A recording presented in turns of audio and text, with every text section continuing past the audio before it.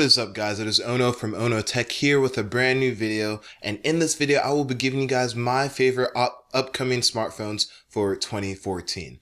Before I begin, I just want to let you guys know that I did get myself a new mic, so if the audio quality sounds significantly better, that's why. I had a lot of people complaining about my audio quality, and honestly it wasn't that good in the first place, so I do agree with you guys that it was pretty crummy, and I will be having a review of the mic that I'm using right now. It's the Audio-Technica ATR 2100, and a review will be coming up later this week, so stay tuned for that. And so without any further ado, let us begin with the video. My favorite upcoming smartphones for 2014. So first on the list is the LG G3, which is LG's new flagship phone that's coming out this month actually. And LG has not officially announced a lot of things, so there's not much that we know about the phone.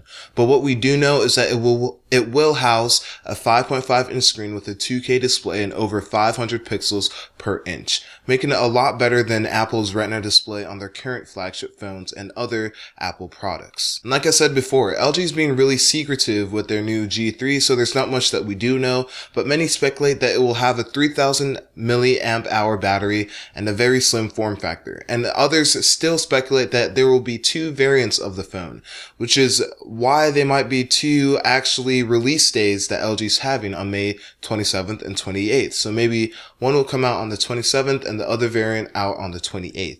But until then, that's as much as we know about the phone. But it's a pretty interesting phone considering that it's going to have a 2K display and a huge screen to house.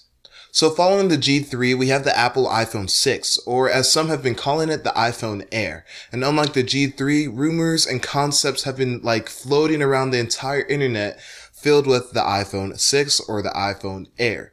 And I think it's pretty ideal to say that the iPhone 6 will come in two variants, the 4.7 inch screen and the over 5 inch screen for the people who really love pixels. And where would Apple really be without thinning out their new flagship phone? So I assume that their new flagship will be a lot thinner than their last generation 5s. And me personally, I'm not an Apple enthusiast, and I've never really owned an iPhone as my primary device, but considering that the iPhone 6 is actually increasing their screen size, and I love pixels, I really love pixels, I think I actually might consider the iPhone 6 this time just because of the new screen size. It's definitely something to check out for 2014. So from here on out is where the smartphones really get interesting.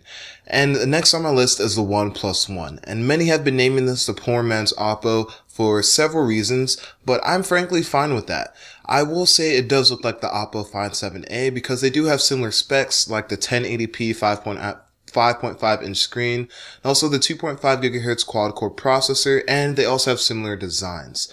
But why would I put this on my list and not the Find 7 or the Find 7a?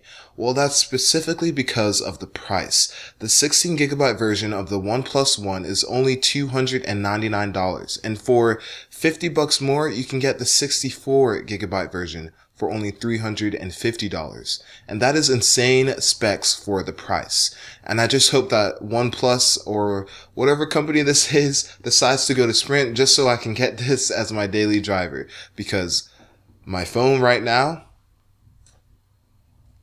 it's not cutting it. And the last smartphone on this list that I am really excited about for this year is Google's Project R. And I do have to set the record straight that it's actually not going to be released this year, but actually in January of 2015. But it's been in a lot of production and publicity this year, so I think it's only fair to include it into this list. And for those of you who don't know what Project R is, it's basically the idea of phone blocks, where you have one base phone, but you can add and upgrade parts however you like without actually taking it to the shop or using a screwdriver and getting into the nitty-gritty part of the phone, which is pretty revolutionary. And it's sort of like having a gaming computer because you can build it yourself in the palm of your hand. And I think that's pretty cool, which is why it's #1 on this list. And in my opinion, this is what I think innovative is, not other stuff. Excuse me. So that's it for today's video, guys. If you enjoyed it, or if you had some sort of phone that I didn't put in my list, just let me know in the comments below. I will try to reply to all the comments I can. Thank you guys again for watching, and be sure to check out my mic review that I will have uploaded by this time next week or sometime during the week if I get to recording and editing it. Thanks again, guys, for everything, and I'll see you guys later. Peace.